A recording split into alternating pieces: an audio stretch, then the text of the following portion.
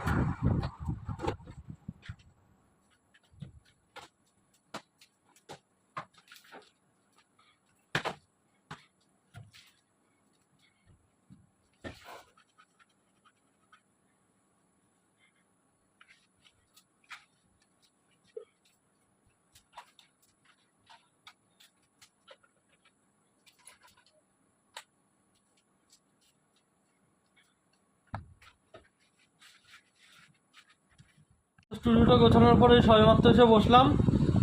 এখন আমি একটু গেম ফেম খেলবো, হরে কৃষ্ণ। তারপর চলো টাটা, গুড নাইট, দেখা হচ্ছে কালকে।